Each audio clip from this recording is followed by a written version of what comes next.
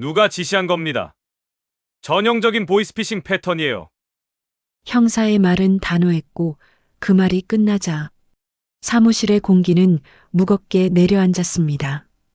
형사의 앞엔 모니터 4대가 켜져 있었고 CCTV 영상에는 같은 여자가 반복해서 걸어 들어오고 있었습니다. 책상 위엔 인출 내역이 인쇄된 서류가 흩어져 있었고 소연은 팔짱을 낀 채 화면을 바라보다가 조용히 입술을 깨물었어요. 사무실 한쪽에서 에어컨이 돌아가는 소리만 들렸습니다. 할머니의 인출은 단순한 습관이 아니었습니다. 매일 같은 금액, 같은 시간, 같은 말. 누군가의 지시에 따라 움직이는 듯한 그 행동 속엔 무언가 감춰진 이유가 있었던 걸까요? 대체 그 돈은 어디로 향하고 있었던 걸까요? 그리고 그날 왜 그녀의 손이 그렇게 떨리고 있었을까요? 사연 시작 전 무료로 하실 수 있는 구독과 좋아요 부탁드립니다. 세상 사연을 찾아주신 여러분께 건강과 행복이 가득하시길 바라겠습니다. 여러분이 듣고 계신 지역이나 장소를 댓글로 살짝 남겨주시면 저도 마음으로나마 그곳에 함께 있는 기분으로 반갑게 인사드리겠습니다. 오늘도 50만 원이요. 수원 시내 한 은행 오전 10시였습니다. 창구 앞에 선 할머니는 낡은 베이지색 모자를 쓰고 있었고 손에 든 통장 모서리는 달아 있었어요. 목소리는 조용했지만 또렷했습니다. 은행 직원 소연이 웃으며 고개를 끄덕이고 돈을 세기 시작했어요. 네, 어머님. 잠시만 기다려주세요. 할머니는 창구 옆 의자에 앉아 기다리며 가방에서 낡은 수첩을 꺼냈습니다. 그 안엔 무언가가 빼곡히 적혀 있었지만 소연은 자세히 볼 수 없었어요. 여기 있습니다. 소연이 봉투에 담긴 50만 원을 건네자 할머니는 돈을 확인하지도 않고 가방 속에 넣으며 조용히 일어났습니다. 그리고 은행 문을 나섰어요. 평범한 거래였습니다. 하지만 소연은 알고 있었어요. 이 할머니가 오늘만 온 게 아니라는 것을 말이죠. 어제도, 그제도, 지난주도, 지난달도 똑같은 시간에 왔다는 것을.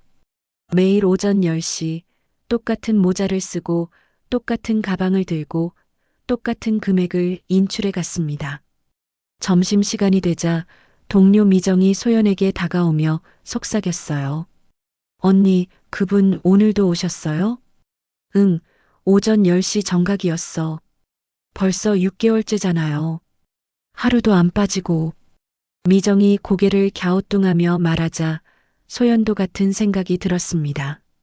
6개월 동안 주말과 공휴일을 제외하고 하루도 빠짐없이 50만 원씩 인출하는 사람. 그것도 현금으로만. 계좌 잔액 확인해 봤어요? 응. 아직 3억 원 정도 남아있더라. 3억 원이요? 처음엔 얼마였는데요? 3억 5천만 원. 미정의 눈이 커졌습니다. 헐. 그럼 벌써 5천만 원을 현금으로 찾아가신 거네요? 그렇지. 두 사람은 잠시 침묵했어요. 5천만 원. 작은 돈이 아니었습니다. 그런데 매일 규칙적으로 조금씩 인출한다는 게 이상했어요. 한꺼번에 찾으면 될 텐데 왜 매일 오실까요? 그날 오후 소연은 업무를 보다가 문득 CCTV를 돌려봤습니다. 은행 밖 주차장까지 비추는 카메라였어요. 할머니는 은행을 나와 버스 정류장으로 걸어가고 있었습니다. 차도 없이 걸어서 온 것이었어요. 그리고 버스를 타기 전 할머니는 휴대폰을 꺼내 누군가에게 전화를 걸었습니다. 소연이 소리를 키웠지만 CCTV엔 음성이 녹음되지 않았어요. 하지만 할머니의 입모양을 보면 뭔가 짧게 말하는 것 같았습니다. 오늘도 보냈어요. 그렇게 들렸습니다. 그날 저녁 소연이 퇴근 준비를 하고 있을 때였어요. 컴퓨터 화면에 경고창이 떴습니다. 본사 보이스피싱 대응팀 권고 수상거래 감지. 즉시 보고 요망. 소연의 손이 멈췄습니다. 화면엔 할머니의 이름과 계좌번호가 떠 있었고 그 아래 빨간 글씨로 이렇게 적혀 있었어요. 6개월간 동일 시각, 동일 금액 현금 인출, 보이스피싱 피해 가능성 높음. 소연은 천천히 마우스를 움직이며 보고 버튼을 누르려다가 잠시 멈췄습니다. 할머니의 얼굴이 떠올랐어요. 조용하고 차분한 목소리, 정확한 금액, 흔들림 없는 눈빛. 누군가에게 속아서 돈을 보내는 사람처럼 보이지 않았습니다. 하지만 시스템은 거짓말을 하지 않았어요. 소연은 깊게 한숨을 쉬고 보고 버튼을 눌렀습니다. 그 한 번의 클릭으로 평범한 손님은 고위험 거래자로 분류됐어요. 그리고 다음 날부터 모든 게 달라지기 시작했습니다. 다음 날 아침 소연이 출근하자마자 지점장이 불렀습니다. 어제 보고 올린 거 봤어요. 본사에서 연락 왔어요. 네, 지점장님. 경찰에 신고 들어갔어요. 담당 형사가 배정됐다고 하네요. 소연의 가슴이 철렁 내려앉았어요. 경찰까지 개입한다는 건 이 일이 단순하지 않다는 뜻이었습니다. 혹시 제가 잘못 판단한 건 아닐까요? 아니에요. 시스템이 잡아낸 거니까요.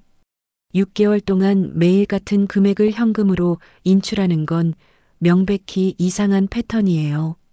지점장의 말은 맞았지만 소연의 마음 한쪽은 여전히 불편했습니다. 오전 10시가 되자 할머니가 들어왔어요. 똑같은 모자를 쓰고 똑같은 가방을 들고 똑같은 시간이었습니다. 오늘도 50만 원이요.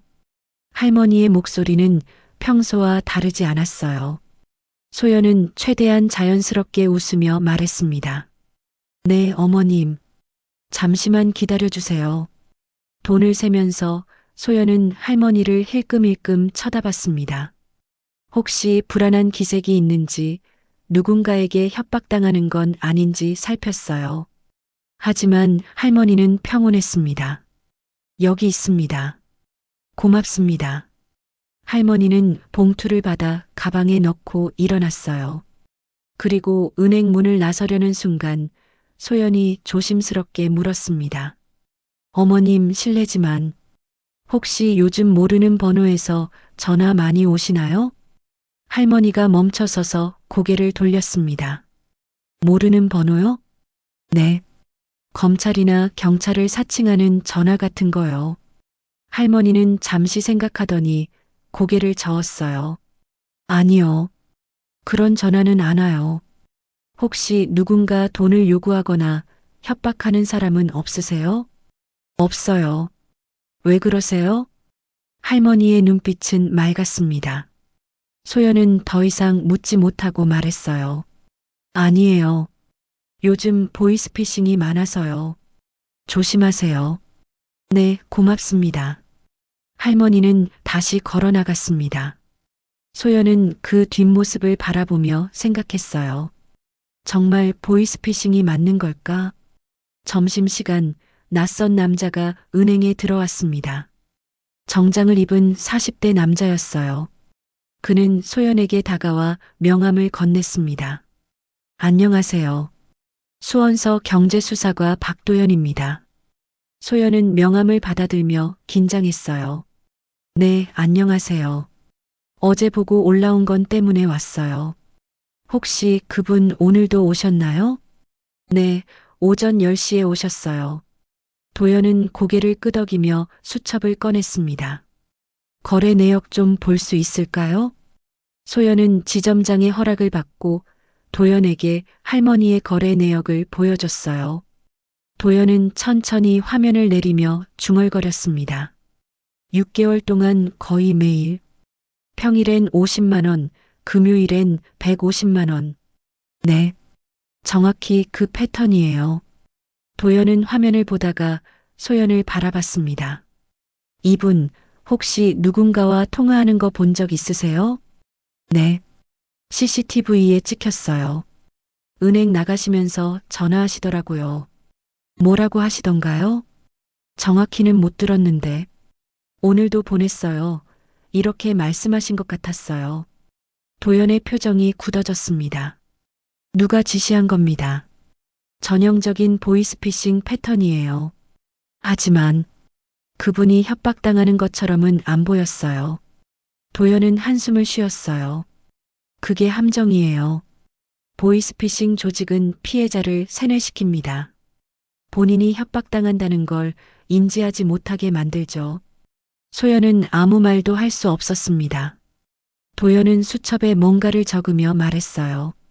내일부터 미행에 들어가겠습니다. 이분이 돈을 어디에 전달하는지 확인해야 해요. 네. 도연이 은행을 나간 뒤 소연은 자리에 앉아 생각에 잠겼습니다. 할머니의 얼굴이 자꾸 떠올랐어요. 조용하고 평온한 표정, 흔들림 없는 목소리. 정말 나쁜 일에 휘말린 걸까? 그날 저녁 퇴근길에 소연은 버스 정류장에서 할머니를 다시 봤습니다. 할머니는 벤치에 앉아 하늘을 바라보고 있었어요. 저녁 노을이 할머니의 얼굴을 붉게 물들였습니다.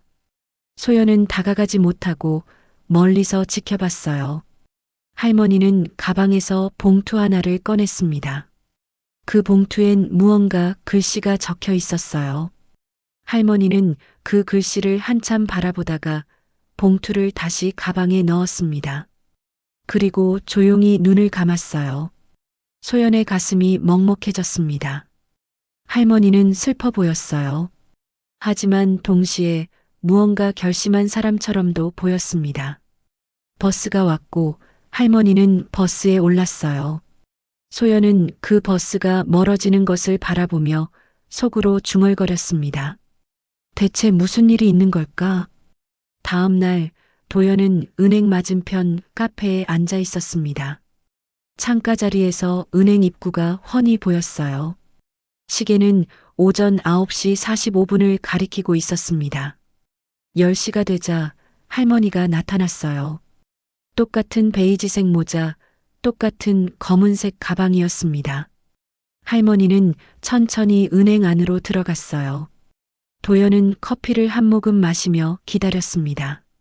15분 후 할머니가 은행에서 나왔어요. 가방을 꼭 쥐고 걸어가는 모습이 평소와 다르지 않았습니다. 도연은 자리에서 일어나 할머니를 따라갔어요. 할머니는 버스를 타지 않고 걸어갔습니다. 도연은 적당한 거리를 유지하며 뒤따랐어요. 할머니는 시장 골목으로 들어갔습니다. 좁은 골목길 양쪽으로 가게들이 늘어서 있었고 사람들의 목소리가 북적거렸어요. 할머니는 한 리어카 앞에서 멈췄습니다. 리어카엔 고구마와 감자가 가득 실려 있었고 70대쯤 되어 보이는 남자가 모자를 눌러쓰고 앉아 있었어요. 할머니는 가방에서 봉투 하나를 꺼냈습니다. 그 남자에게 봉투를 건넸어요. 남자는 재빨리 봉투를 받아 주머니에 넣었습니다. 주변을 경계하듯 두리번거리더니 모자를 더 깊이 눌렀었어요. 도연은 멀리서 그 모습을 사진으로 찍었습니다. 수상한 거래. 리어카 남성에게 현금 전달. 얼굴 확인 불가. 자금 전달책인가? 아니면 조직원? 할머니는 다시 걸어갔습니다. 이번엔 낡은 건물 앞이었어요. 복지관이라는 간판이 보였습니다. 할머니는 복지관 안으로 들어갔어요. 도연은 밖에서 기다렸습니다. 5분쯤 지나자 할머니가 나왔어요. 손에 들었던 봉투는 이미 없었습니다. 복지관을 위장 장소로 쓰는 건가? 도연은 할머니가 떠난 후 복지관 안을 힐끔 들여다봤어요. 안에서는 아이들 소리가 들렸습니다. 겉보기엔 평범한 복지관이었어요. 하지만 조직은 항상 평범한 곳을 이용한다. 할머니는 계속 걸어갔습니다. 작은 병원, 어린이집, 허름한 건물. 할머니는 여러 장소를 돌며 봉투를 전달했어요. 도연은 모든 장소를 사진으로 찍으며 기록했습니다. 총 5곳, 정확히 10만 원씩 분산 전달로 추정. 전형적인 자금 세탁 패턴.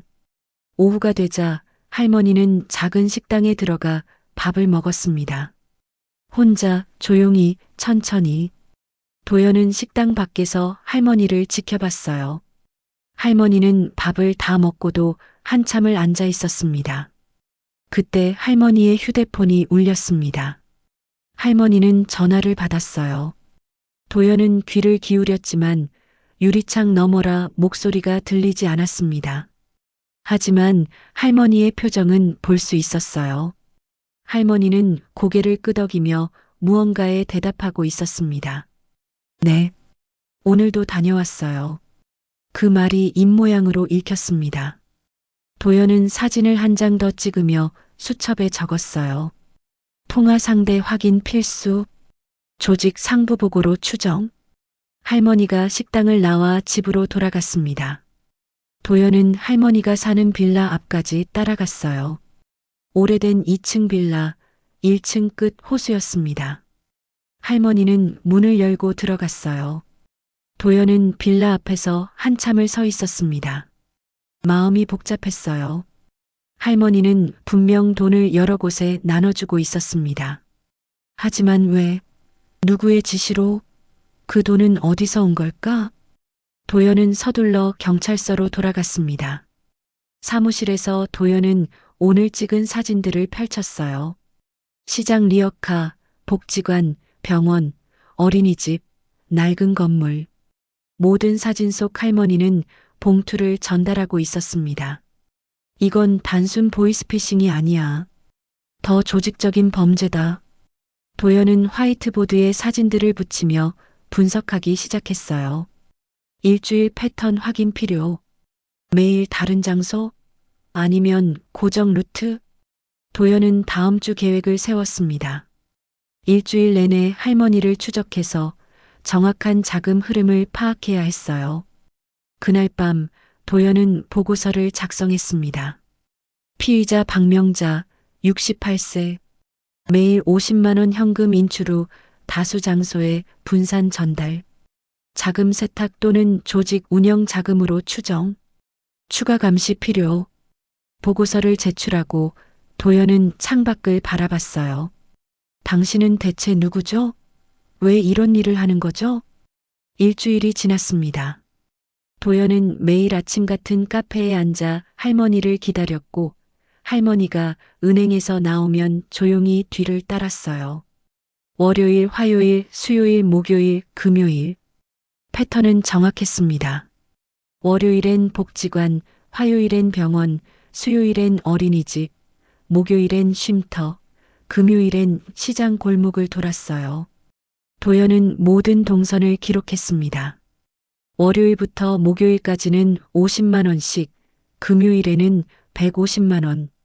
매주 정확히 같은 금액, 같은 장소, 같은 시간이었어요. 일주일 후 도연은 은행으로 소연을 찾아갔습니다. 점심시간이 막 끝난 오후였고 은행은 한산했어요. 소연은 창구에 앉아 서류를 정리하고 있었습니다. 소연 씨.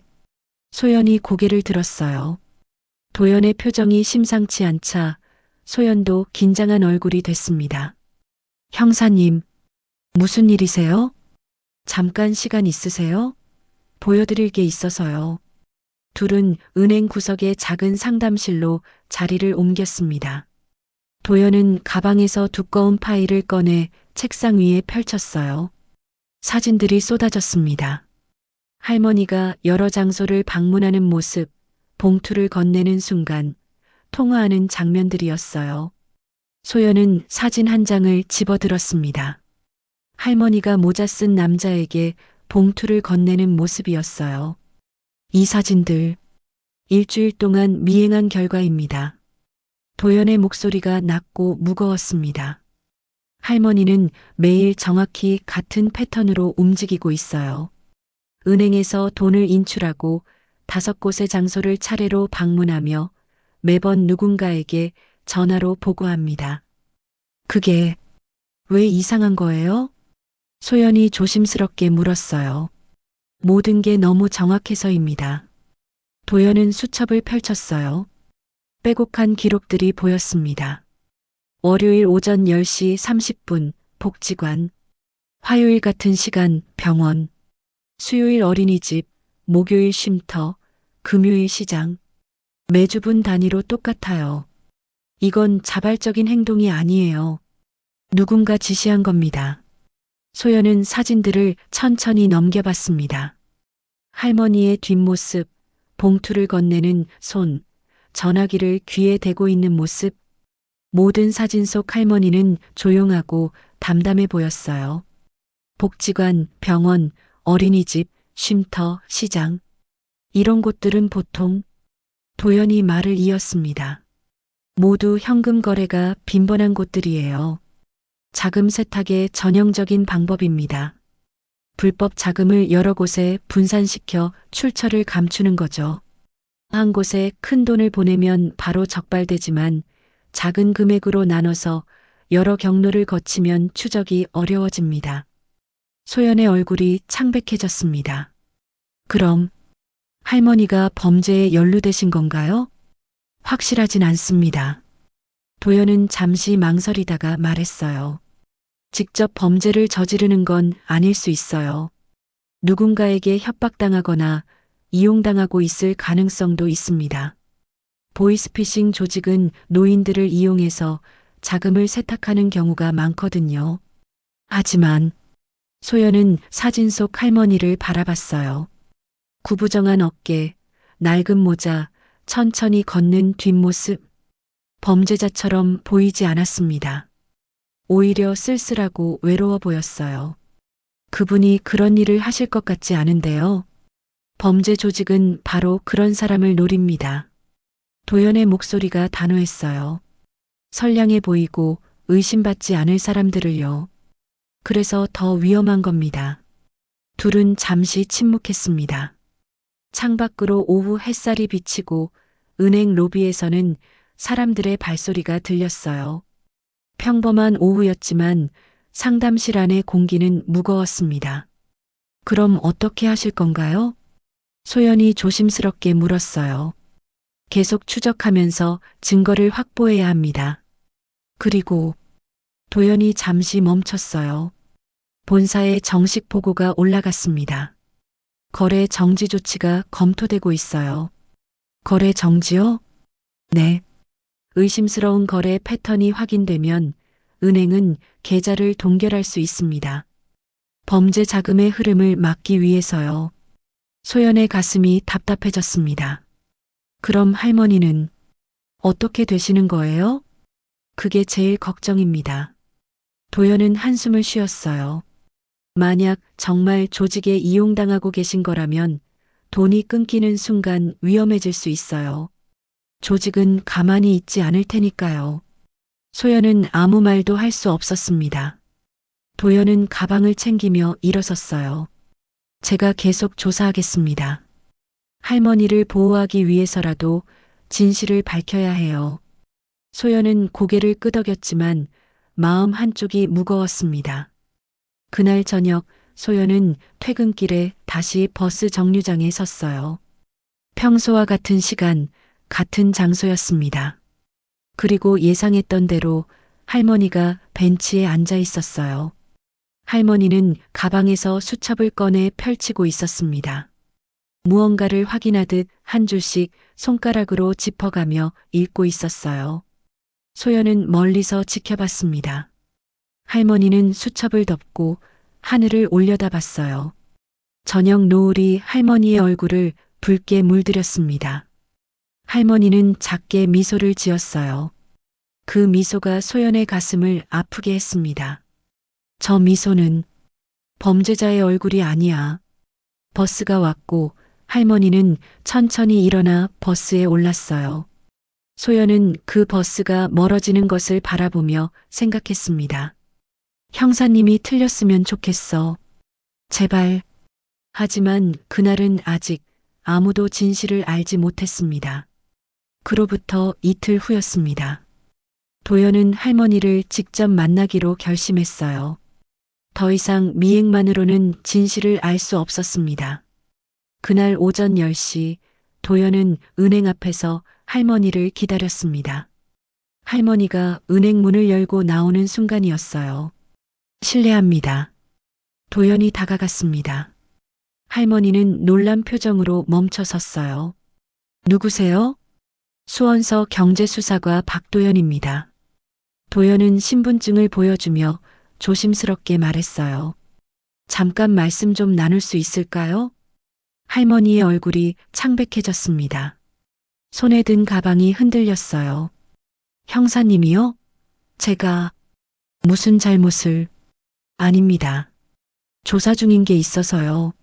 너무 놀라지 마세요. 근처 카페로 자리를 옮겼습니다. 할머니는 커피를 받아들고도 한동안 입을 대지 못했어요. 손이 떨리고 있었습니다. 도연은 천천히 물었어요. 어르신, 매일 50만 원씩 인출하시는 이유가 뭡니까? 할머니는 잠시 침묵하다가 작게 대답했어요. 그냥 필요한데 쓰려고요. 어디에 쓰시는 겁니까? 여러 곳이요. 할머니의 목소리가 점점 작아졌습니다. 도연은 수첩을 꺼내 펼쳤어요. 복지관, 병원, 어린이집, 쉼터, 시장. 제가 일주일 동안 미행했습니다. 모두 확인했어요. 할머니는 고개를 숙였습니다. 누가 시키는 겁니까? 도연의 목소리가 조금 강해졌어요. 매일 같은 시간, 같은 장소, 같은 금액. 이건 우연이 아니에요. 누군가 지시하고 있죠? 아니에요. 그럼 왜 자동이체를 안 하십니까? 매일 직접 다니시면 힘드실 텐데요. 할머니는 커피잔을 바라보며 한참을 말이 없었어요. 그리고 조용히 입을 열었습니다. 직접 가야 마음이 전해지니까요. 무슨 말씀이신지 이해가 안 됩니다. 도연이 답답하게 말했어요. 어르신, 지금 무슨 일에 휘말려 계신 건지 아세요? 3억 5천만 원이라는 거액이 움직이고 있어요. 출처도 불분명하고 용도도 분명치 않습니다. 할머니는 여전히 고개를 숙이고 있었어요. 협박당하고 계신 겁니까? 누군가 어르신을 이용하고 있는 건 아닙니까? 아니에요. 할머니가 작게 대답했어요. 아무도 저를 협박하지 않아요. 제가 하고 싶어서 하는 거예요. 그럼 왜 이렇게까지 하시는 겁니까? 할머니는 대답하지 않았습니다. 도연은 한숨을 쉬고 휴대폰을 꺼냈어요. 할머니가 봉투를 전달하는 사진들을 보여줬습니다. 이 사진들 보이시죠? 어르신이 여러 사람들에게 돈을 전달하고 있어요. 이건 범죄 수사의 증거가 될 수 있습니다. 할머니는 사진을 보며 눈물을 흘렸어요. 제가 잘못한 건가요? 그건 아직 모릅니다. 도연의 목소리가 부드러워졌어요. 하지만 본사에서 어르신 계좌 거래 정지를 검토하고 있어요. 곧 결정이 날 겁니다. 거래 정지요? 할머니의 손이 떨렸습니다. 네. 의심스러운 거래 패턴이 확인됐기 때문입니다. 확인될 때까지 인출이 제한될 수 있어요. 그럼 할머니의 목소리가 떨렸어요. 그럼 그 아이들이 밥을 못 먹어요. 도연은 그 말에 잠시 멈췄습니다. 무슨 말씀이십니까? 하지만 할머니는 더 이상 대답하지 않았어요. 그저 눈물만 흘렸습니다. 어르신, 정확히 말씀해 주셔야 도와드릴 수 있어요. 지금 무슨 일이 있는 겁니까? 할머니는 고개를 저었어요. 아무것도, 아무 일도 없어요. 그냥 제가 하고 싶은 일을 하는 것뿐이에요. 도연은 답답했지만 더 이상 물을 수가 없었습니다. 할머니는 자리에서 일어났어요. 몸이 흔들렸습니다. 가봐도 될까요? 오늘 가야 할 곳이 있어서요. 어르신, 형사님, 저는 나쁜 사람이 아니에요. 그것만은 믿어주세요. 할머니는 천천히 카페를 나갔습니다. 도연은 자리에 앉아 할머니의 뒷모습을 바라봤어요. 무언가 놓친 것 같았지만 무엇인지 알 수 없었습니다. 그날 오후 도연의 휴대폰이 울렸어요. 은행 본사에서 온 전화였습니다. 형사님, 결정이 났습니다. 박명자 씨 계좌 거래 정지 조치가 오늘 오후부터 시행됩니다. 지금 당장요? 네. 본사 리스크 관리팀에서 긴급 결정했습니다. 더 이상 지원할 수 없다고 판단했어요. 도연은 전화를 끊고 황급히 은행으로 달려갔습니다. 소연이 창구에서 당황한 얼굴로 서 있었어요. 형사님, 할머니께서 방금 오셨는데 인출이 안 된다고 시스템에 뜨더라고요. 어디 계세요? 저기. 소연이 가리킨 곳에 할머니가 벤치에 앉아 있었습니다. 고개를 떨구고 가방을 무릎에 올려놓은 채 움직이지 않았어요. 도연이 다가갔습니다. 어르신. 할머니는 고개를 들지 않았어요. 알고 있었어요. 언젠가 이렇게 될 거라는 거. 할머니의 목소리가 가늘게 떨렸습니다. 하지만 아직 다 못 나눠줬는데. 어르신, 제가 본사에 다시 연락해 볼게요. 상황을 설명하면. 됐어요. 할머니는 천천히 일어섰어요. 형사님도 일하시는 거니까요. 제가 이상하게 보였을 테니까요.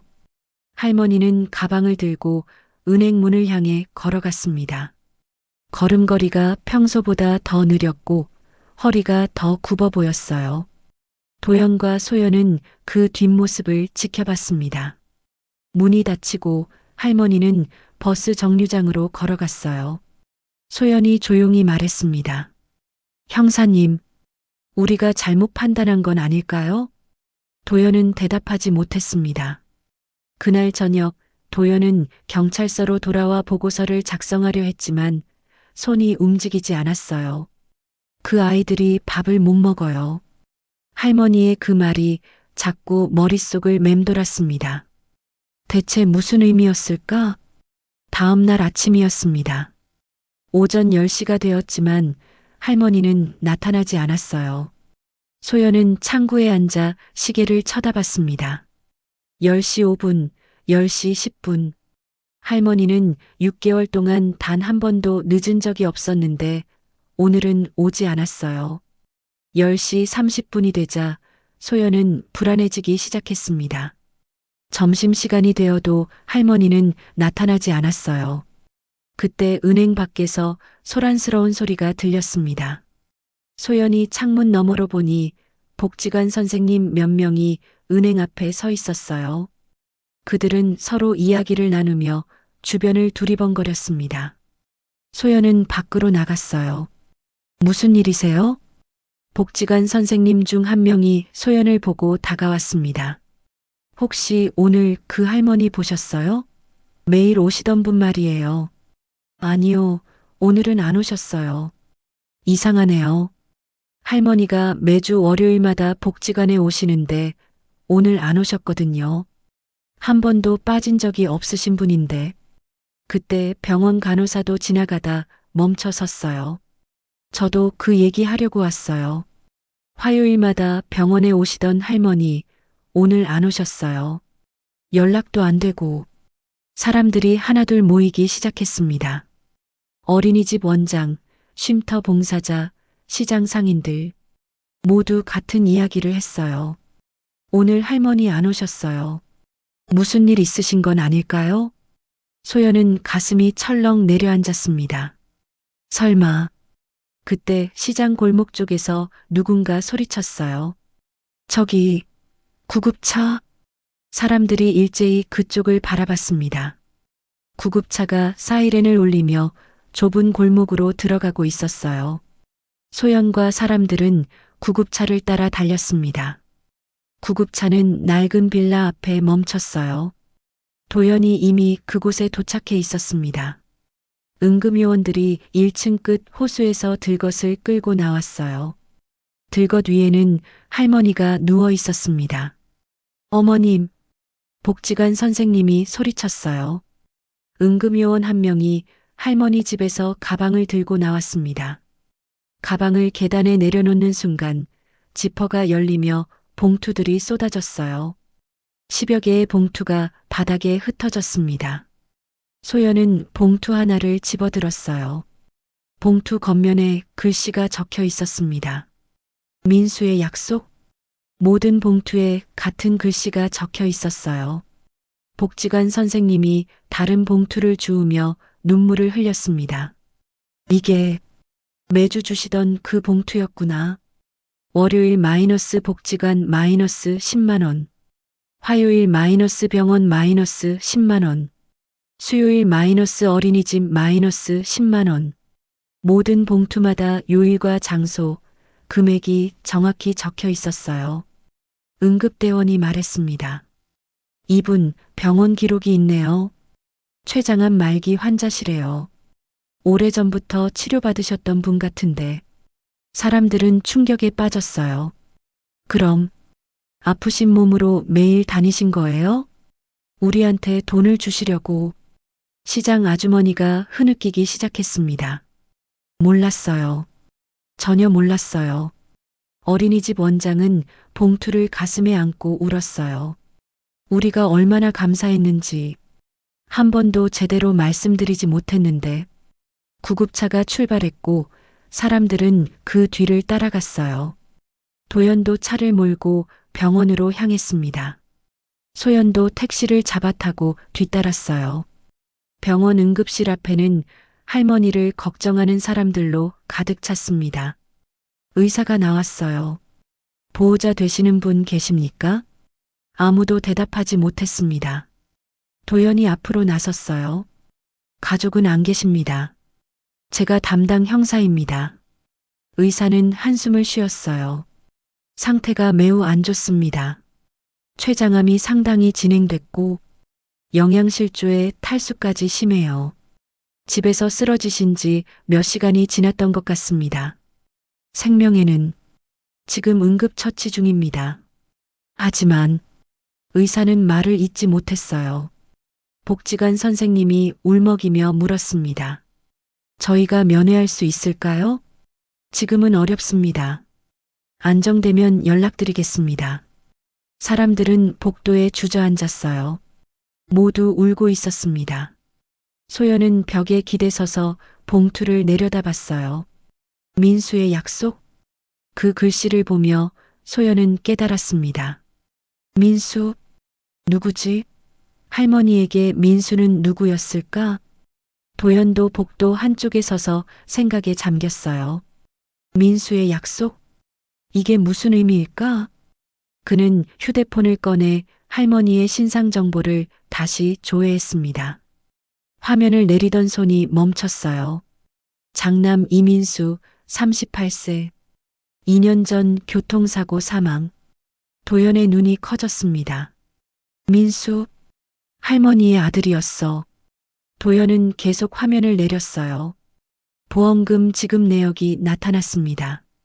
교통사고 보험금 3억 5천만 원. 수령인 박명자. 도연의 손이 떨렸어요.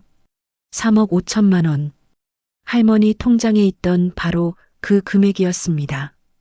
할머니가 아들의 보험금을 나눠주고 있었던 거야. 도연은 천천히 주저앉았어요. 그리고 민수의 약속이란 모든 퍼즐 조각들이 맞춰지기 시작했습니다. 복지관, 병원, 어린이집, 쉼터, 시장. 범죄 조직의 자금 세탁 경로가 아니었어요. 할머니가 아들의 마지막 보험금으로 도움이 필요한 사람들에게 나눠주던 곳들이었습니다. 매일 같은 시간, 같은 장소, 같은 금액. 누가 지시한 게 아니었어요. 할머니 스스로 정한 규칙이었습니다. 전화통화. 오늘도 보냈어요. 조직에 보고하는 게 아니었어요. 하늘에 있는 아들에게 말하고 있었던 거예요. 도연은 두 손으로 얼굴을 감쌌습니다. 내가 뭘 한 거지. 소연도 복도 반대편에서 울고 있었어요. 우리가 할머니를. 사람들은 모두 복도에 앉아 할머니를 기다렸습니다. 그날 밤이 되어서야 의사가 다시 나왔어요. 의식이 돌아오셨습니다. 잠깐 면회 가능합니다. 하지만 무리하시면 안 됩니다. 복지관 선생님이 먼저 들어갔어요. 잠시 후 울면서 나왔습니다. 병원 간호사, 어린이집 원장, 쉼터 봉사자, 시장 상인들이 차례로 들어갔다 나왔어요. 모두 눈물을 흘리고 있었습니다. 마지막으로 도연이 들어갔습니다. 병실 문을 열고 들어가자 할머니가 침대에 누워 있었습니다. 산소호흡기를 쓰고 있었고 창밖으로 밤하늘이 보였어요. 병실 안은 고요했습니다. 도연은 침대 곁에 조심스럽게 앉았어요.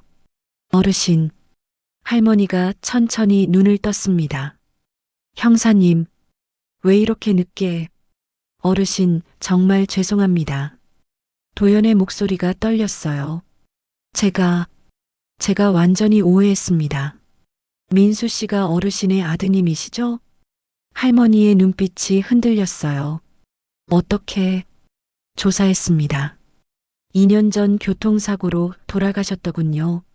그리고 보험금 3억 5천만 원.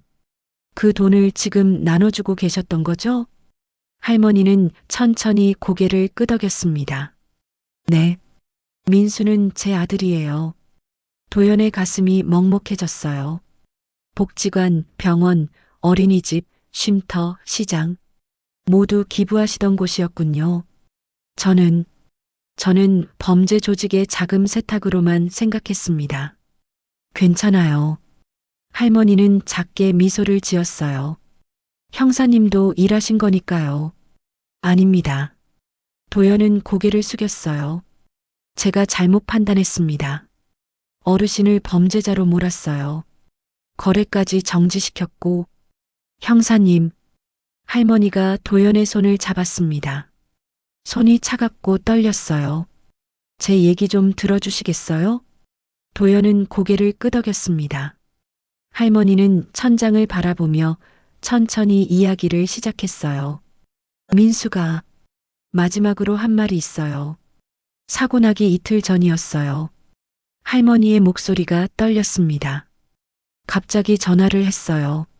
엄마, 나한테 무슨 일 생기면 보험금 받을 거잖아.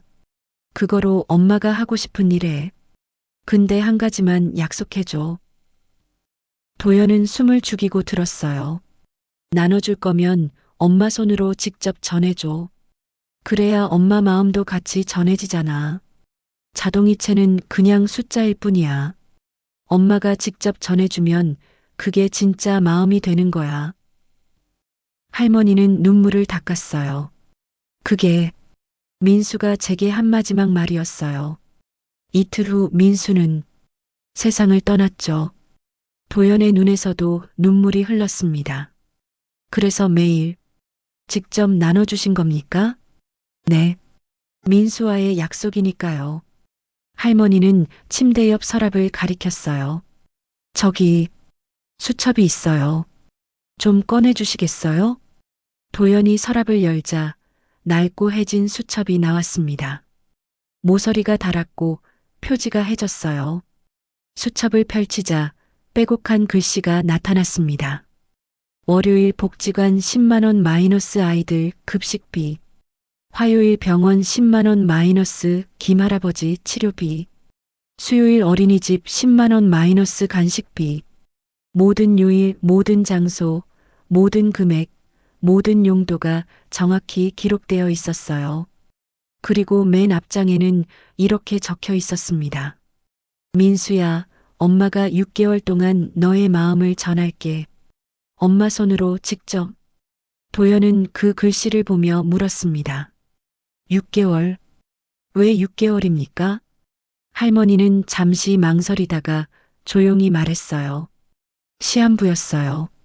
2년 전 민수 장례식장에서 쓰러져서 병원에 갔어요. 그때 알게 됐죠.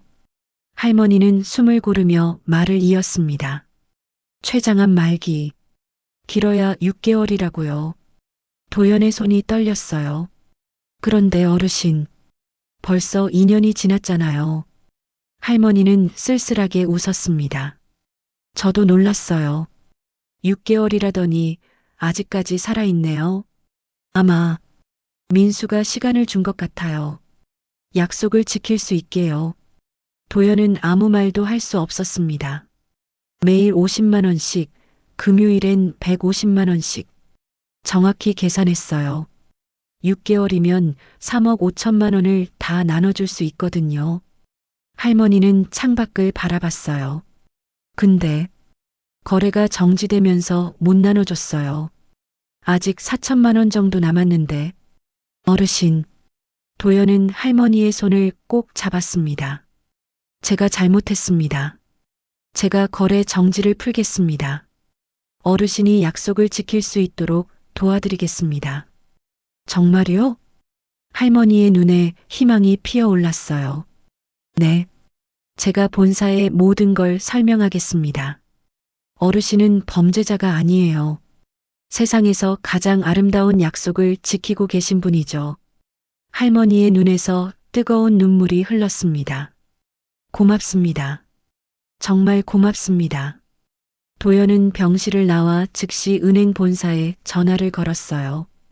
복도에 서서 모든 진실을 설명했습니다. 민수라는 아들, 교통사고 보험금, 시한부 판정, 그리고 매일의 기부. 이분은 범죄자가 아닙니다. 돌아가신 아들과의 약속을 지키고 계신 겁니다. 전화 너머로 잠시 침묵이 흘렀어요. 확인하겠습니다. 증빙 서류를 보내주시면 검토하겠습니다. 도연은 밤새 서류를 준비했어요. 보험금 지급 확인서, 민수의 사망 진단서, 복지관과 병원의 후원 확인서, 할머니의 진단서. 다음 날 아침 본사에서 연락이 왔습니다. 특별 승인합니다. 거래 정지를 해제하겠습니다. 도연은 즉시 병실로 달려갔어요. 어르신, 거래 정지가 풀렸습니다. 내일부터 다시 인출하실 수 있어요. 할머니는 눈물을 흘리며 고개를 끄덕였습니다. 고마워요. 정말 고마워요. 이제 민수와의 약속을 지킬 수 있어요. 그날 저녁 소연도 병실을 찾아왔어요. 어머님, 정말 죄송해요. 제가 보고를 올려서. 아니에요. 할머니는 소연의 손을 잡았습니다. 소연 씨도 일하신 거예요. 괜찮아요. 어머님. 소연은 울먹이며 말했어요. 제가 도와드릴게요. 어머님이 다 나눠주실 수 있도록 제가 함께 다닐게요. 할머니의 얼굴이 환해졌습니다. 복도에는 여전히 사람들이 기다리고 있었어요. 복지관 선생님, 병원 간호사, 어린이집 원장, 쉼터 봉사자, 시장 상인들 모두 할머니를 걱정하며 할머니의 회복을 기도했습니다. 그들은 이제 알았어요. 매주 자신들에게 조용히 봉투를 건네던 그 할머니가 얼마나 아픈 몸으로, 얼마나 큰 사랑으로 그 길을 걸어왔는지를, 그리고 민수의 약속이 무엇을 의미하는지를. 사흘 후 할머니는 병원에서 퇴원했습니다. 의사는 말했어요. 상태가 많이 호전되진 않았습니다. 하지만 어머님께서 꼭 나가시겠다고 하셔서 무리하시면 안 됩니다. 도연과 소연이 할머니를 집까지 모셔다 드렸어요. 집에 도착하자 할머니는 방 안 서랍을 열었습니다. 그 안에는 봉투들이 차곡차곡 쌓여 있었어요. 아직 이렇게 많이 남았네요. 할머니는 봉투들을 하나하나 꺼내며 확인했습니다. 다음 주 복지관, 병원, 어린이집, 겨울 난방비, 연말 선물. 도연이 말했어요. 어르신, 제가 매일 모시겠습니다. 혼자 다니시기 힘드시니까요.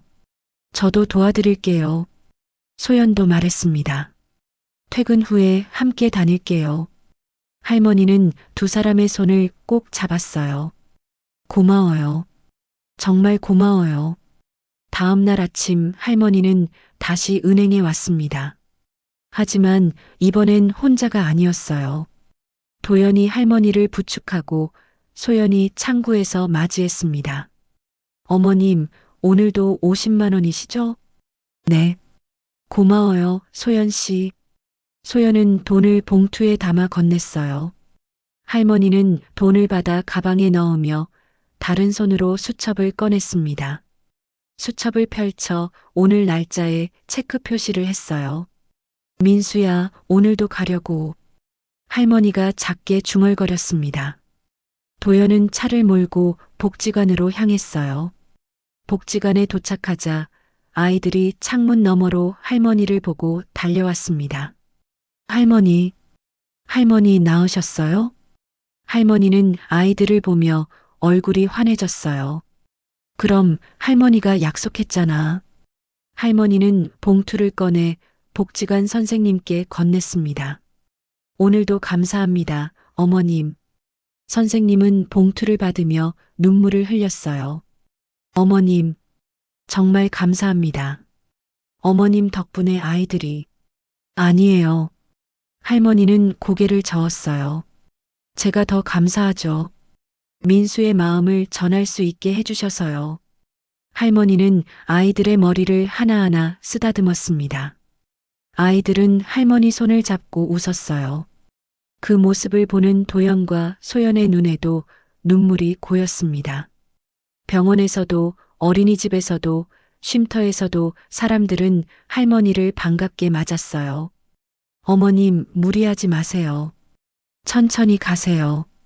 저희가 기다릴게요. 하지만 할머니는 한 곳도 빠뜨리지 않았습니다. 하루가 끝날 무렵 할머니는 완전히 지쳐 있었어요. 도연이 할머니를 집까지 모셔다 드리며 물었습니다. 어르신, 왜 이렇게까지 하시는 겁니까? 다른 사람에게 부탁하셔도 되는데. 할머니는 잠시 창밖을 바라보다가 조용히 대답했어요. 민수가 떠나고 나서 전살 이유가 없었어요. 도연은 말없이 들었습니다. 시한부 판정을 받았을 때도 그냥 빨리 가고 싶었죠. 민수한테로요. 할머니의 목소리가 떨렸어요. 근데 민수가 남긴 돈을 보면서 생각했어요. 이 돈으로 다른 사람들을 도울 수 있겠구나. 그럼 민수가 떠나도 민수의 마음은 계속 남아있는 거잖아요. 도연의 가슴이 뭉클해졌습니다. 그래서 매일 나눠줬어요. 제 손으로 직접요. 그럴 때마다 느꼈어요. 아, 민수가 아직 여기 있구나. 민수의 따뜻한 마음이 아직 사람들 곁에 있구나. 할머니는 도연을 바라봤어요. 그리고 제가 살아있는 이유도 생겼어요. 매일 누군가를 도와줄 수 있다는 것. 그게 저를 살게 했어요. 도연은 아무 말도 할 수 없었습니다. 6개월 시한부라고 했는데 벌써 2년이 지났어요. 의사 선생님도 놀라시더라고요.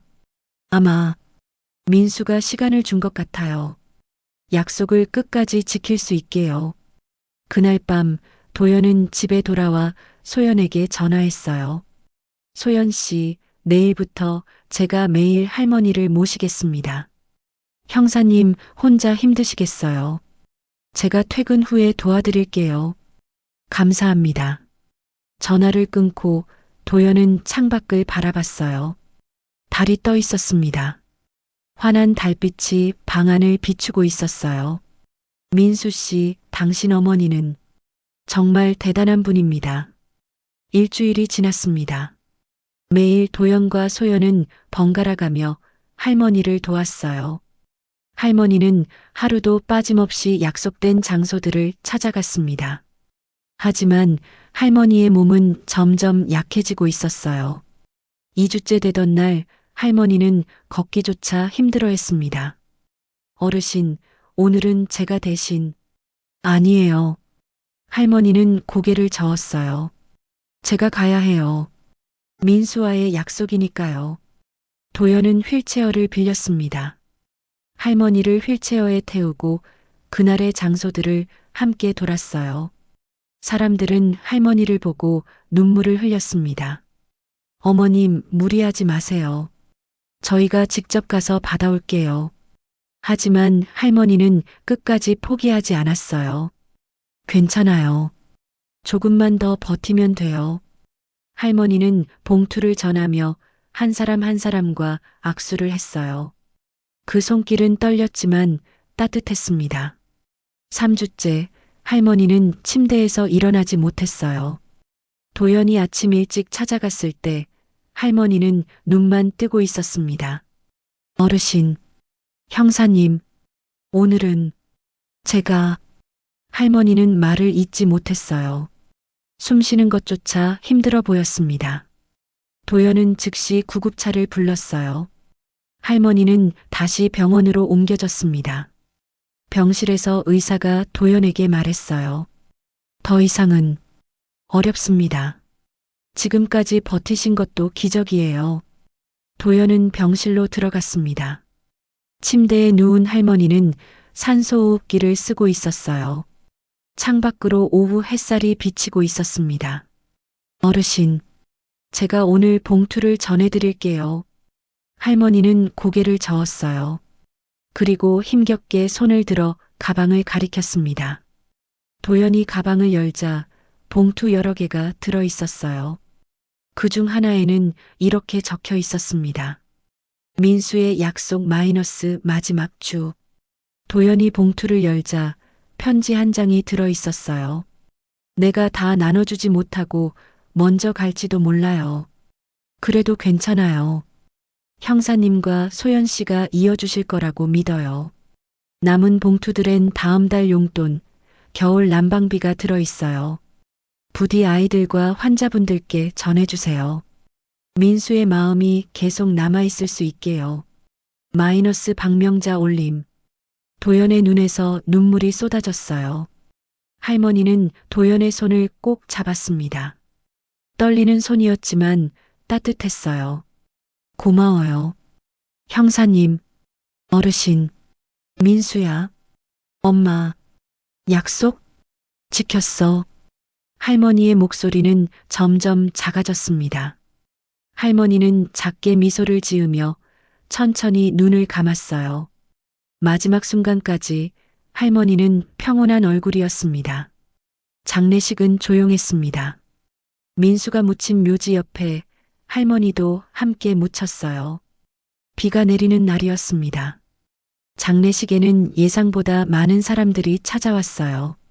복지관 아이들과 선생님, 병원 환자들과 의사, 어린이집 원장과 아이들, 노숙자 쉼터 봉사자들, 시장 상인들, 모두 할머니를 추억하며 눈물을 흘렸습니다. 한 아이가 묘비 앞에 꽃을 놓으며 말했어요. 할머니, 밥 정말 맛있었어요. 고마워요. 병원 환자 할아버지는 휠체어에 앉아 눈물을 닦았습니다.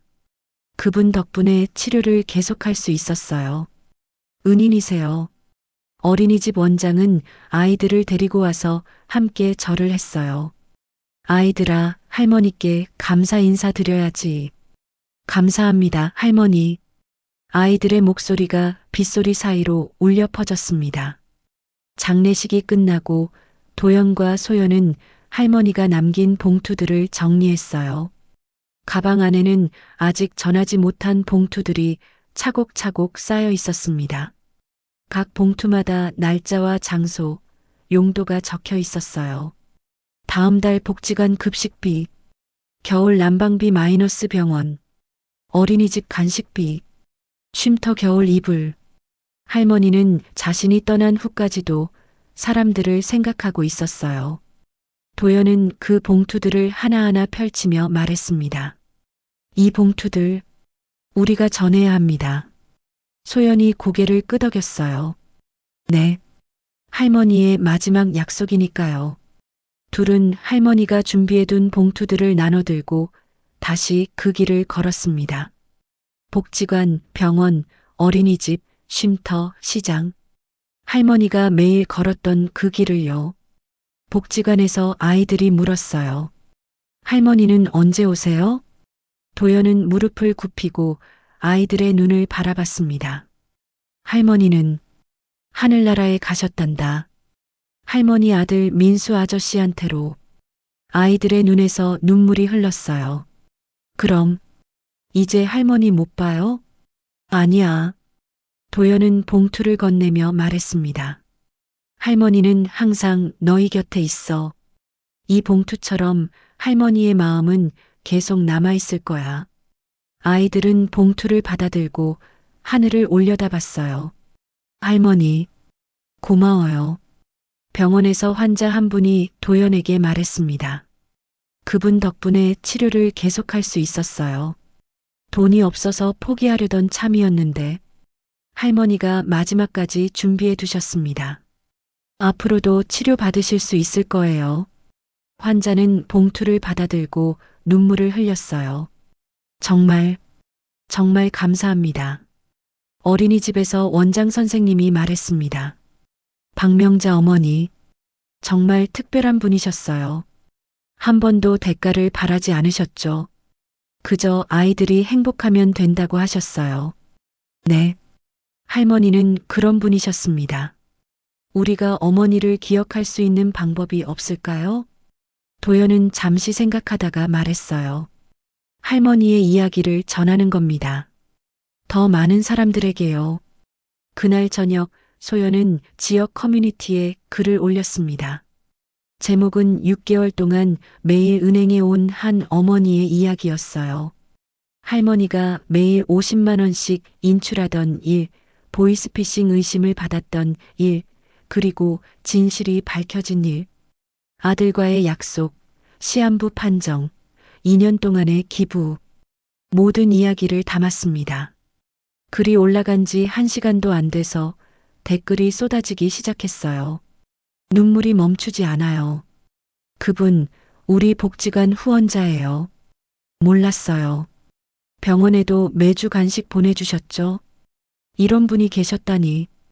우리가 할 수 있는 일이 뭘까요? 댓글은 수백 개로 늘어났고 곧 기사로도 보도됐습니다.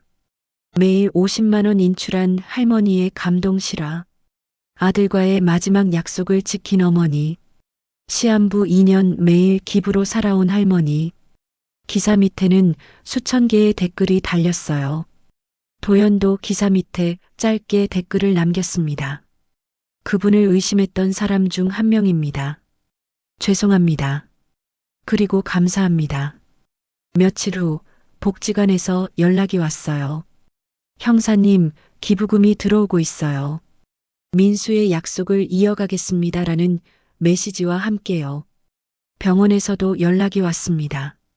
환자 치료비 후원이 계속 들어오고 있어요. 모두 박명자 어머님 이야기를 보고 오신 분들이에요. 어린이집, 쉼터, 시장, 모든 곳에서 같은 소식이 들려왔어요. 사람들이 할머니의 이야기를 듣고 기부를 시작한 거였습니다. 도연은 소연에게 전화했어요. 소연 씨, 할머니의 마음이 계속 퍼져나가고 있어요. 정말요? 다행이에요. 소연의 목소리는 눈물에 젖어 있었습니다.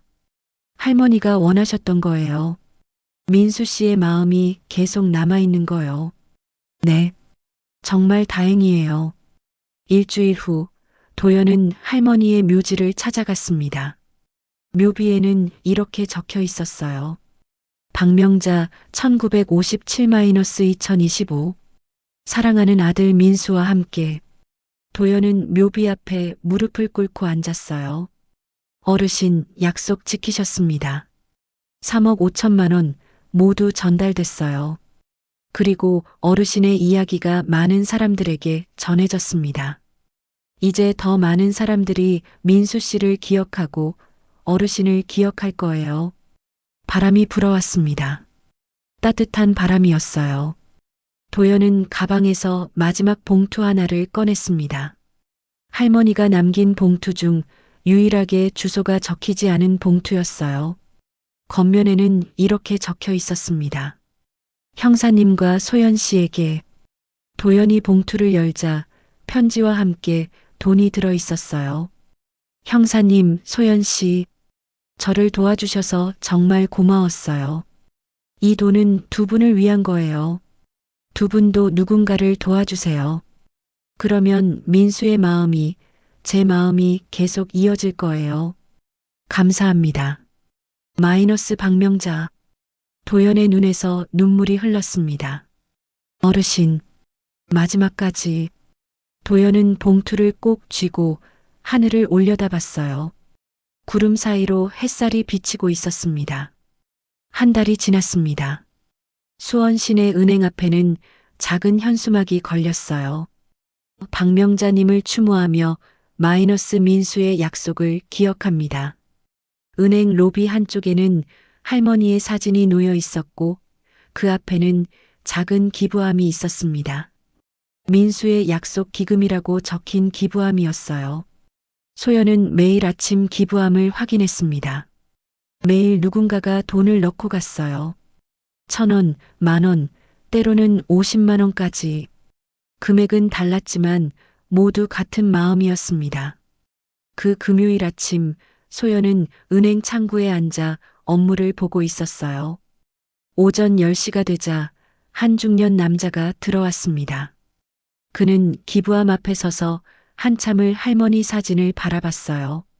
그리고 조심스럽게 봉투 하나를 기부함에 넣었습니다. 소연이 다가갔어요. 감사합니다.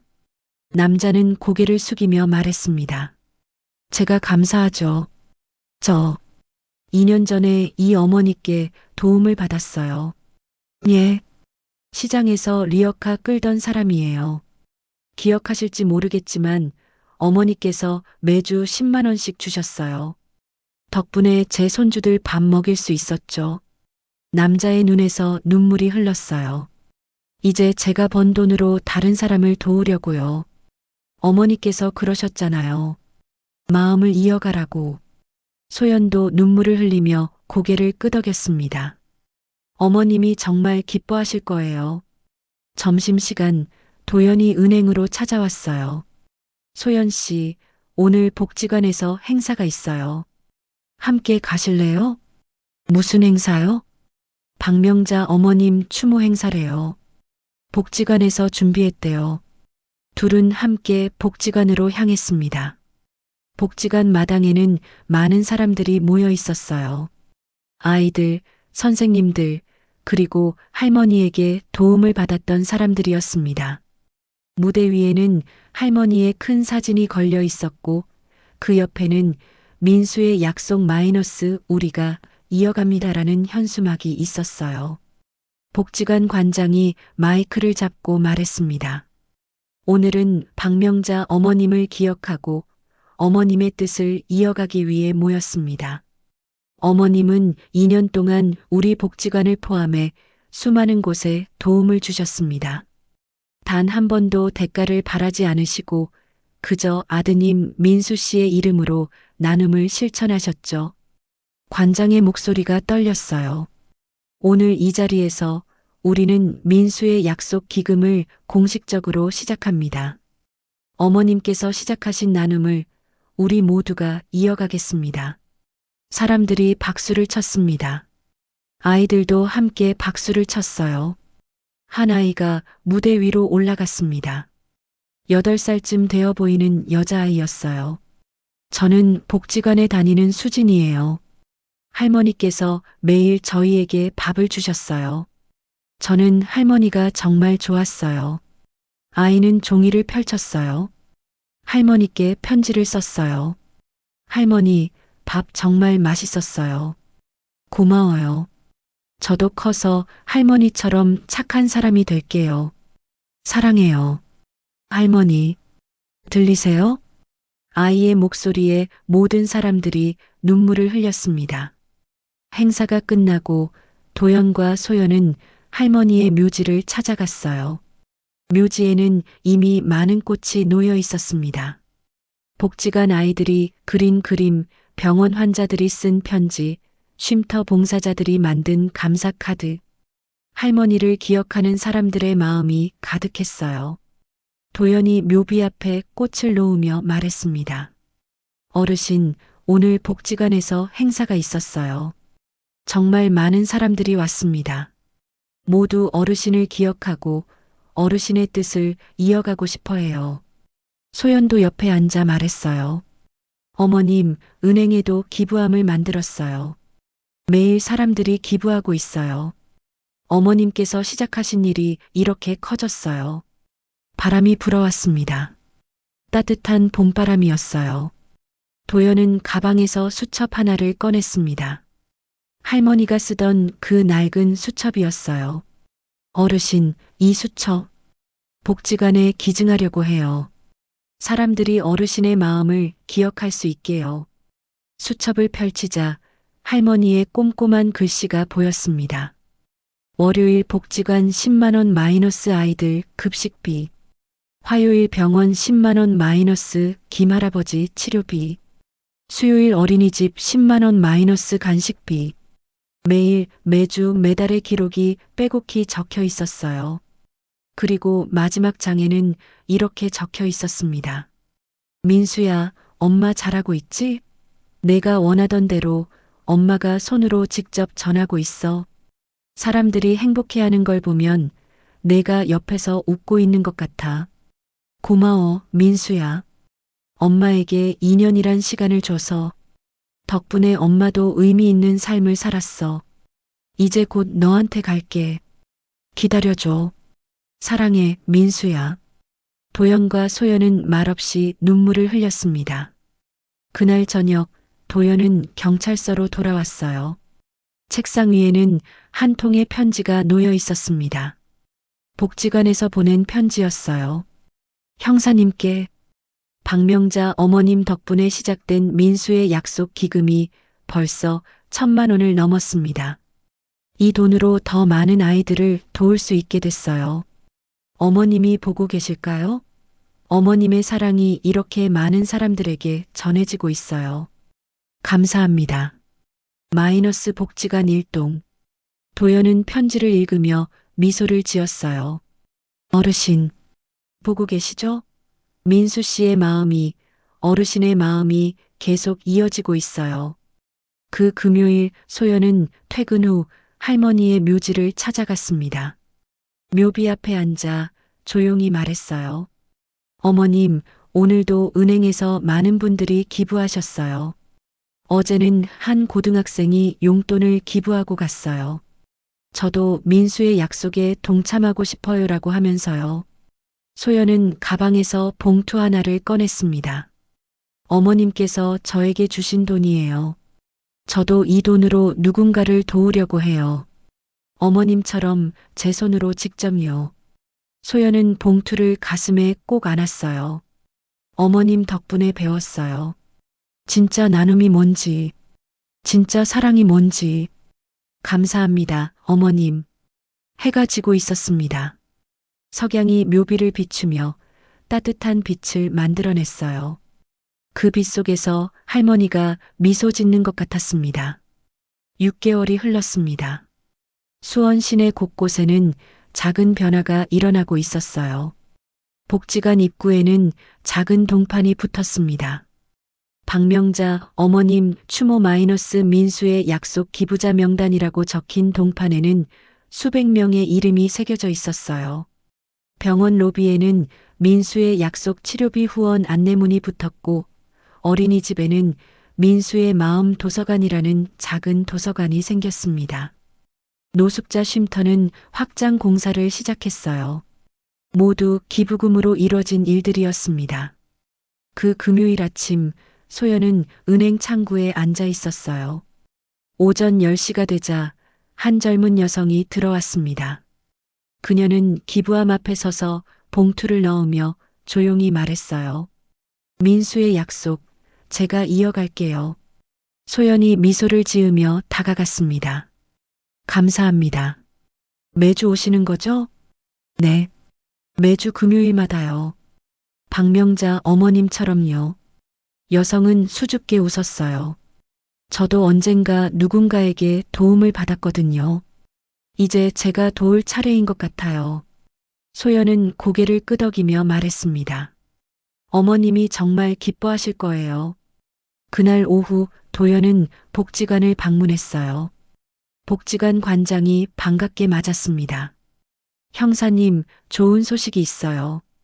민수의 약속 기금이 5천만 원을 넘었어요. 정말입니까? 네. 그리고 더 놀라운 건 관장은 도연을 복지관 안으로 안내했어요. 벽 한쪽에는 액자가 걸려 있었습니다. 할머니의 사진과 함께 할머니가 쓰던 그 낡은 수첩이 액자 안에 들어 있었어요. 어머님의 수첩을 전시했어요. 아이들이 매일 이걸 보면서 민수 할머니를 기억하고 있어요. 도연의 눈에 눈물이 맺혔습니다. 잘하셨습니다. 관장이 말을 이었어요. 그리고 다음 주에 시에서 박명자 어머님께 감사패를 수여한대요.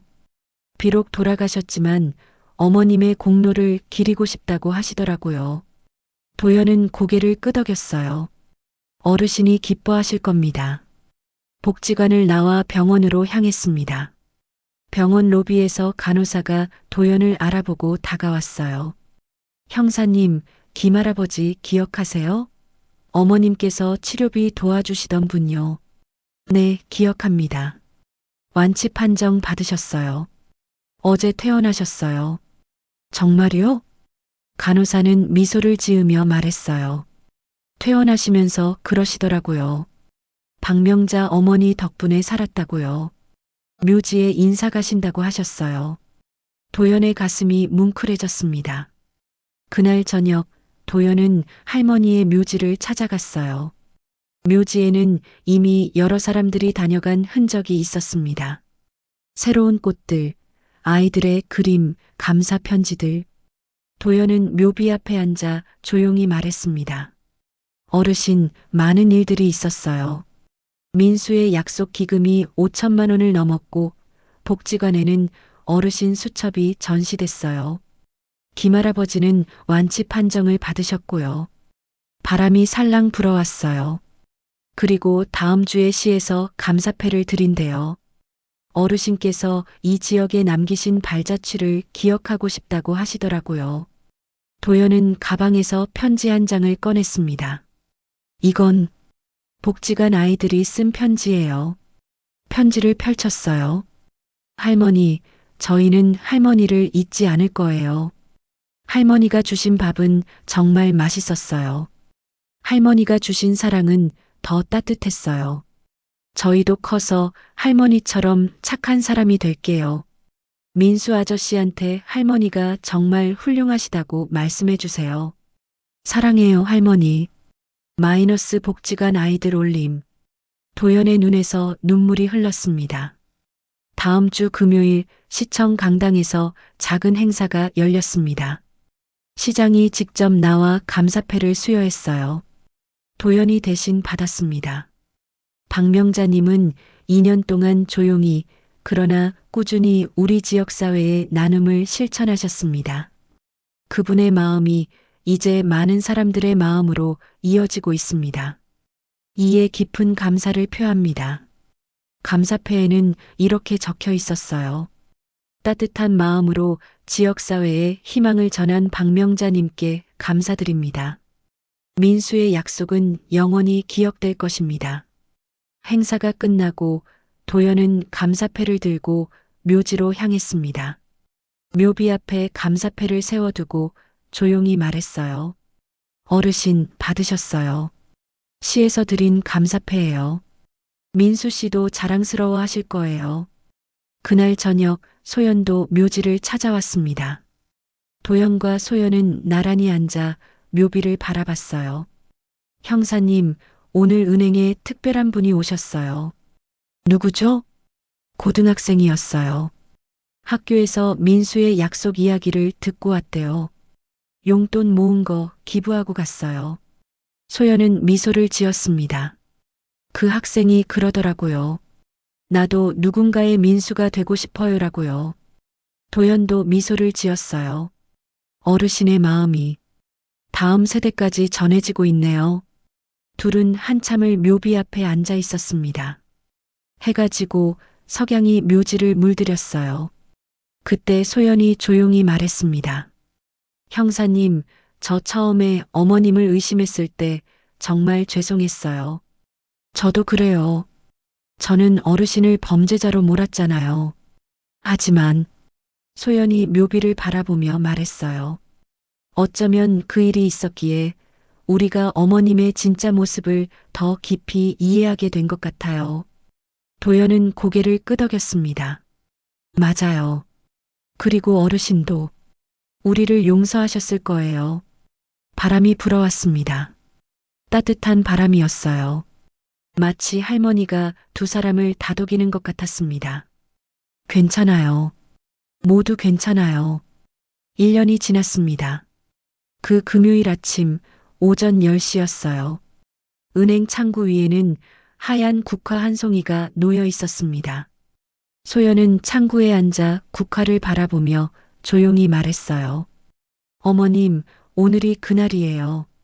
어머님이 처음 오셨던 날이요. 은행 로비에는 민수의 약속 기금 현황판이 걸려 있었어요. 1년 동안 모인 기부금은 2억 원을 넘어섰습니다. 도연이 은행으로 들어왔어요. 소연 씨, 준비됐어요? 네, 형사님. 둘은 함께 은행을 나섰습니다. 오늘은 특별한 날이었어요. 민수의 약속 기금 1주년 기념식이 열리는 날이었습니다. 복지관 마당에는 더 많은 사람들이 모여 있었어요. 1년 전보다 훨씬 많았습니다. 무대 위에는 할머니와 민수의 사진이 나란히 걸려 있었어요. 복지관 관장이 마이크를 잡았습니다. 1년 전 오늘 우리는 박명자 어머님을 떠나보냈습니다. 하지만 어머님의 마음은 떠나지 않았어요. 오히려 더 많은 사람들의 마음 속에 자리 잡았습니다. 관장은 현황판을 가리켰어요. 1년 동안 2억 원이 넘는 기부금이 모였습니다.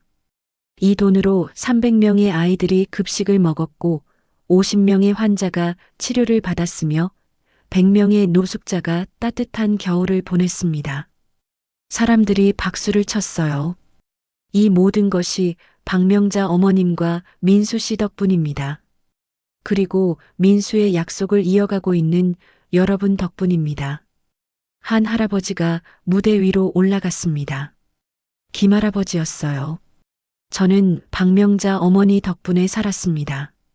치료비가 없어 포기하려던 순간 어머니께서 손을 내밀어 주셨어요. 김할아버지의 목소리가 떨렸어요. 이제 저도 완치됐고 제가 번 돈으로 다른 분을 돕고 있습니다. 이게 바로 민수의 약속이라고 생각합니다. 다음으로 그 젊은 여성이 올라왔어요. 매주 금요일마다 기부하던 그녀였습니다. 저는 5년 전 정말 힘들 때 누군가의 도움을 받았어요. 그때 다짐했죠. 나도 언젠가 누군가를 도울 수 있는 사람이 되겠다고요. 그녀는 눈물을 닦았어요. 박명자 어머님의 이야기를 듣고 제 약속을 지킬 때가 왔다는 걸 알았어요. 이제 저도 매주 금요일마다 누군가의 내일을 만들고 있습니다. 마지막으로 복지관 아이 수진이가 올라왔습니다. 1년 전 편지를 읽었던 그 아이였어요. 할머니, 저 수진이에요. 1년이 지났어요. 할머니가 보고 싶어요. 아이는 그림 한 장을 들어 올렸어요. 할머니 그림 그렸어요. 할머니랑 민수 아저씨가 하늘에서 손잡고 웃고 있는 거예요. 할머니, 행복하시죠? 아이의 목소리에 모든 사람들이 울었습니다. 행사가 끝나고 사람들은 모두 묘지로 향했어요. 묘지에는 꽃이 가득했습니다. 사람들은 차례로 묘비 앞에 꽃을 놓고 조용히 인사했어요. 도연과 소연은 사람들이 모두 떠난 후에야 묘비 앞에 앉았습니다. 어르신, 1년이 지났어요. 도연이 조용히 말했어요. 어르신의 약속은 계속되고 있어요. 아니, 어르신의 약속은 이제 우리 모두의 약속이 됐어요. 소연이 말을 이었습니다. 매주 금요일마다 누군가 기부하러 와요. 어떤 분은 1,000원, 어떤 분은 100만 원. 금액은 다르지만 마음은 같아요. 모두 어머님처럼 누군가의 내일을 만들고 싶어 해요. 바람이 불어왔어요. 따뜻한 봄바람이었습니다. 도연은 가방에서 편지 한 장을 꺼냈어요.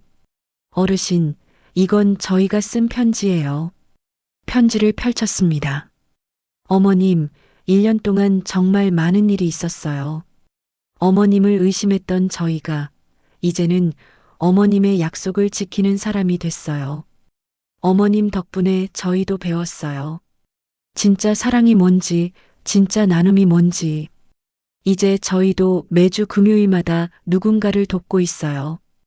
어머님처럼 우리 손으로 직접요. 감사합니다, 어머님.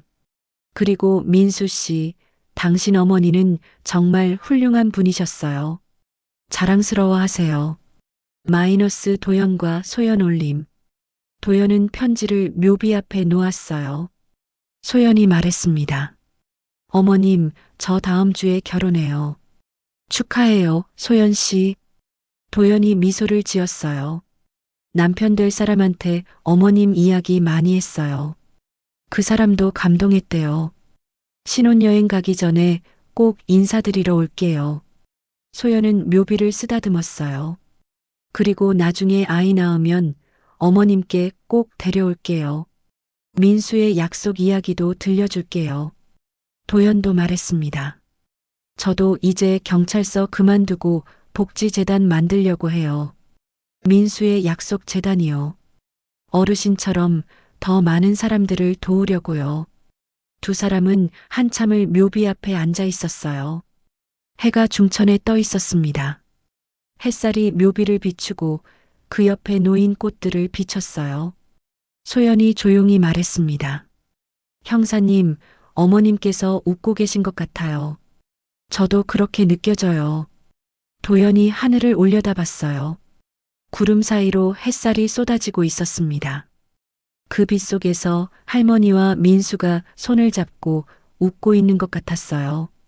여러분, 오늘 사연은 여기까지입니다. 박명자 할머니와 민수의 이야기 어떠셨나요? 우리 모두의 삶 속에는 누군가와의 약속이 있습니다. 그 약속을 지키려는 마음, 그것이 바로 사랑이 아닐까요? 오늘도 세상 사연을 찾아주신 고마운 분들께 건강과 행복이 가득하시길 바랍니다. 감사합니다.